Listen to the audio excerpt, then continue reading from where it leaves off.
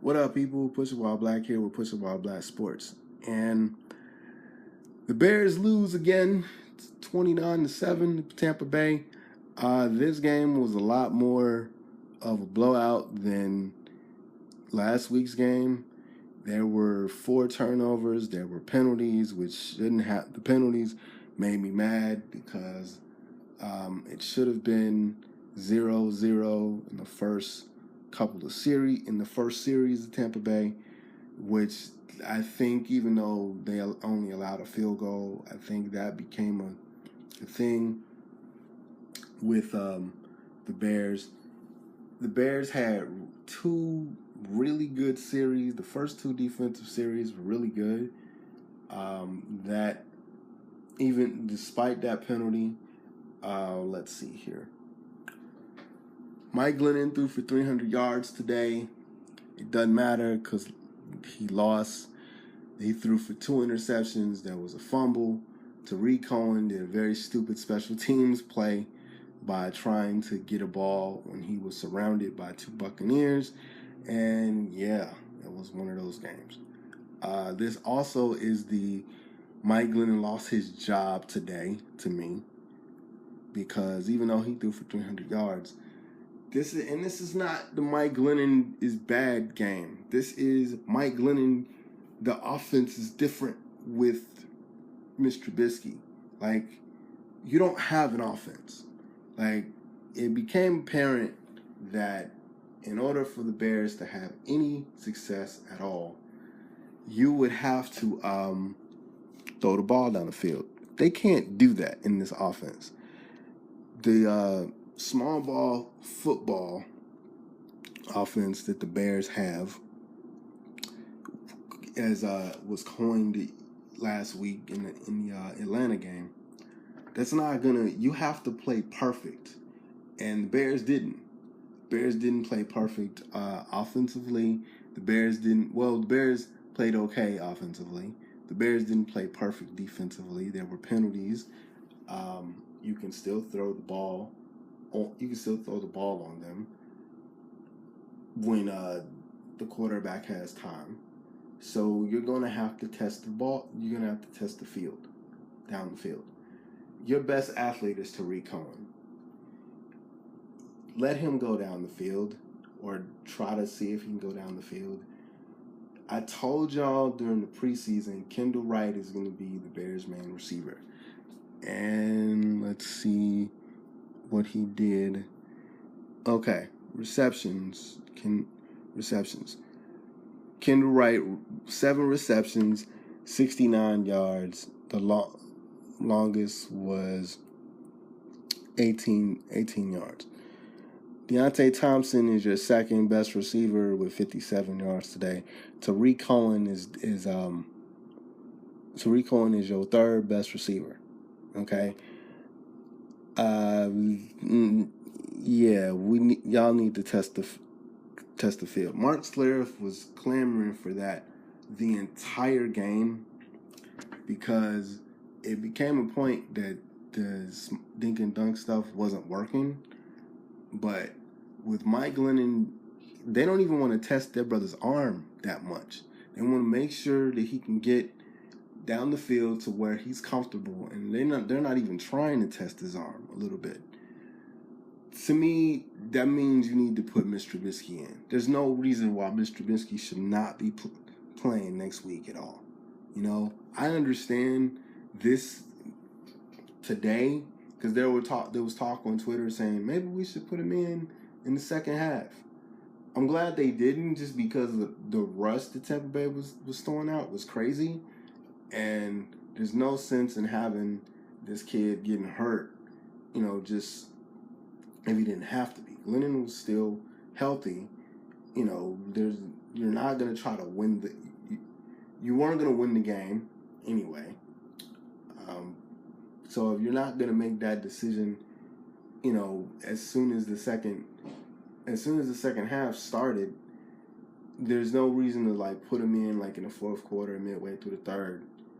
Have him come in next week with a fresh game plan, with an extra week of rest, and then you give him the keys, because anybody with a pass rush, you're going to get Glennon to fumble the ball like he did today because, you know, Glennon can't move. You can't do bootlegs with him.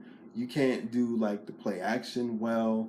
Like he locked on a receiver.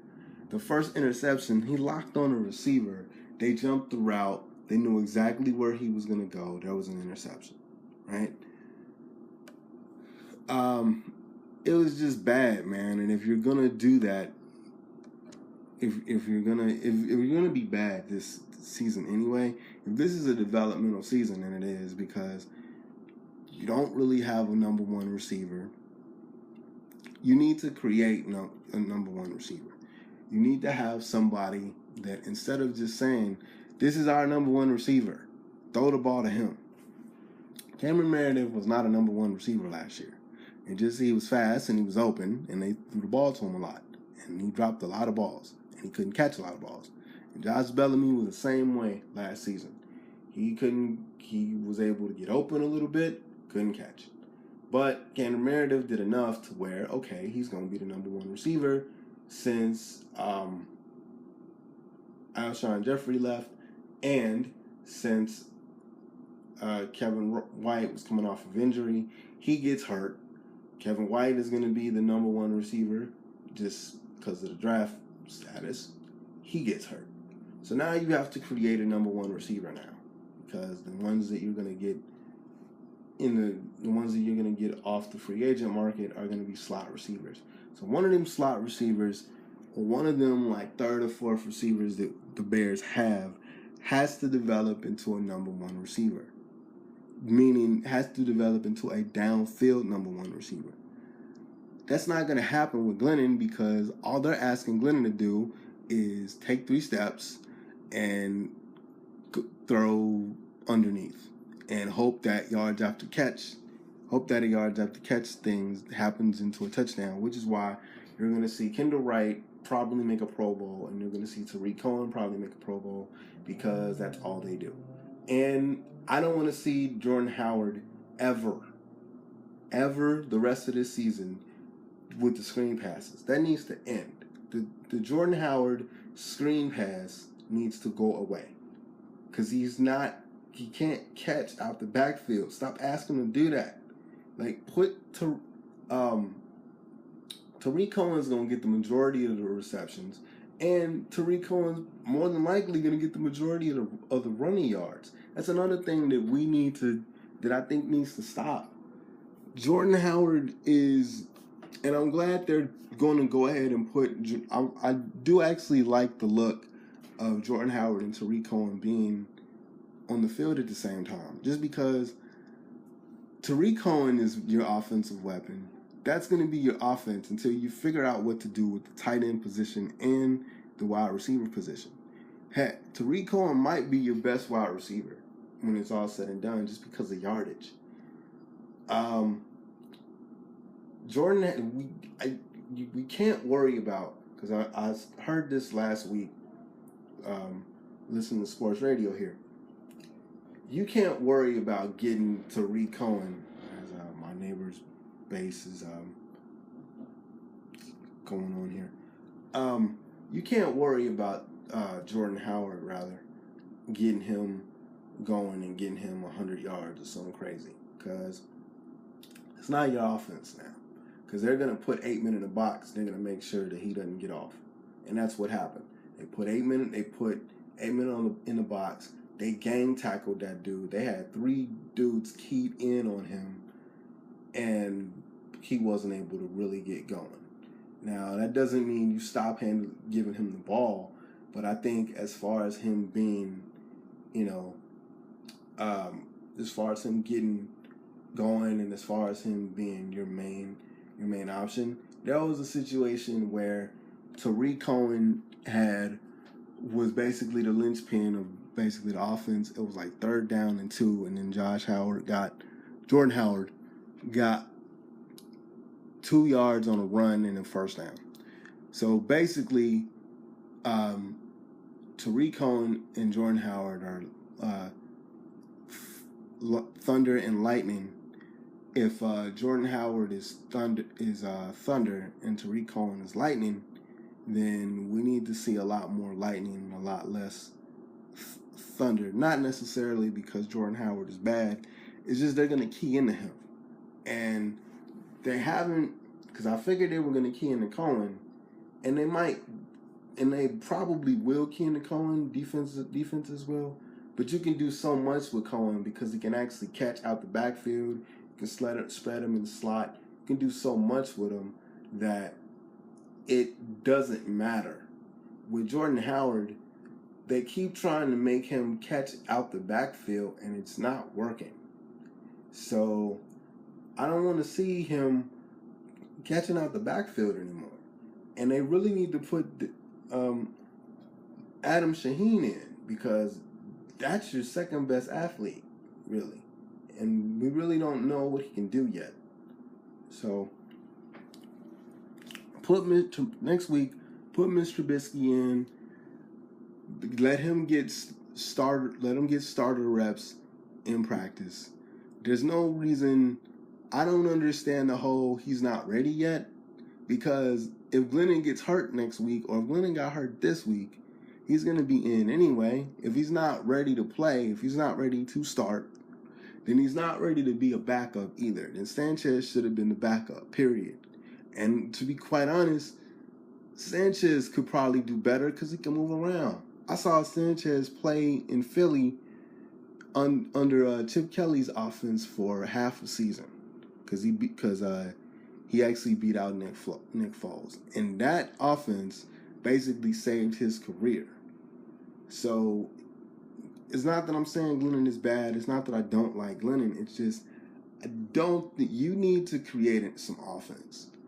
And the arm talent that Trubisky has, they don't even trust Glennon to throw the ball down the field at all. His comfort level is, we're going to throw underneath, and I'm going to hope that these guys can get yards after catch. They're not even trusting him to throw the ball down the field at all. There's no reason why Mr. Biscay should not be starting next week. If they don't start Mr. Biscay next week, to me, something's wrong. Something's wrong. And to me, if they don't feel that he should start next week, then change the depth chart, because I don't think Glennon is going to do well, because the offensive line is going to get tired against anybody with a rush, and the defense is going to get tired quicker because they're always going to be on the field. You have to be able to, and the offense has to play perfect, which we know because of the wide receivers core that the Bears have. They drop passes. Tanner Gentry dropped the pass. Wright dropped a couple passes. The score should have been 29-14. And now that doesn't make a bit of difference, but there was a series before the last one where it ended as a touchdown for the Bears, where Wright dropped 2 passes right there. You know what I'm saying? Like, when tired, this team, which isn't that good as a wide receiving core anyway, but when you run an offense where it's basically underneath and yards after catch, and you have to be perfect as far as catching the ball and making something happen, you can have drops. And they drop balls. Now, it's not horrible, but yeah, you have to be able to stretch the ball down the field, and Glennon can't do that. They're not asking him to do that. They don't trust him to do that. If that's the case, put the kid in. Because the idea that you can't put a rookie in there or something bad is going to happen, people compare this, because I'm hearing this comparison, or I'm hearing this situation, and I don't agree with the situation because I've seen other situations work. This isn't a David Carr situation, okay? It's not. David Carr, because people are like, well, we don't want it to be like David Carr. David Carr was on an expansion team. He didn't have a running game. He didn't like the. Now, this is where their argument with the line is valid, but it's different because an expansion line. David Carr came in with no running game. He did have a main receiver, but no running game, no offensive line. Okay, and he's a rookie. So basically, they rushed him all with. Also, David Carr couldn't move. This is basically young Glennon. He couldn't move. Okay, so of course couldn't move. Couldn't really like do anything in the pocket. Of course he was seeing ghosts. You have Mr. Biscay isn't like that because he can actually move around. I can understand if Mr. Biscay couldn't move, couldn't run, wasn't athletic at all, then okay. And you have Glennon number 2 with a better arm, but it's like, nah, like the line isn't as bad as the Texans line was when David Carr was there. You do have a running game. Your check down options in Kendall Wright and Tariq Cohen are better than what David Carr had. This is not going to be that situation. What this could be is a Tony Romo situation where Tony Romo didn't plan in a better, more current situation is Dak Prescott. Tony Romo was in a situation where he is a third string quarterback and Bill Parcells didn't trust him. But he came in, I don't know if, because I watched that game, but I forget all the circumstances. I don't know if Tony Romo came in because of a Bledsoe injury or Bledsoe was just not doing anything. Tony Romo came in, ran around, like, had an amazing game. They won the game. And then it was like, wow, we're going to put Tony Romo in. And Drew Bledsoe lost his gig. And Tony Romo is probably about to be a Ring of Honor member, if not a borderline Hall of Famer. And I have issue with Tony Romo's game and how his quarterbacking is, because as a Cowboy, he would tend to throw picks. When he was running a lot, he didn't really protect the ball, but he was able to make plays. He was able to be exciting. All those bad 6-10, 8-8, 7-9 seasons, he made receivers because they didn't really have any major receivers either. A lot of receivers either. They had Terrell Owens. Terrell Owens, when he was a Cowboy, he dropped passes. That was the issue with him. You know what I'm saying? I think when he started, Tony Romo had Terry Glenn and Keyshawn Johnson, I think. But they were on the tail end of their careers. For the most part, he had guys like Patrick Creighton, you know what I'm saying? And your main tight end, your main receiving threat was your tight end, Jason Witten. Jason Witten's a Hall of Famer, okay? So, but the talent of Tony Romo and the intangibles of Tony Romo, even though those teams were average, those teams didn't have the best talent in the world, and he was able to make those games interesting. And I'm not a Cowboy fan, but me living there and by me watching the games, I got a chance to see that. Also, when Jason Garrett became offensive coordinator and head coach, he put Tony Romo in really, really bad decisions as far as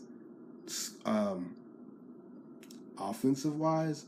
So, yeah, it was one of those situations. But my point to that is, when it was apparent that Drew Bledsoe wasn't going to get you any further, they put Tony Romo in. He stayed in, and the rest is history.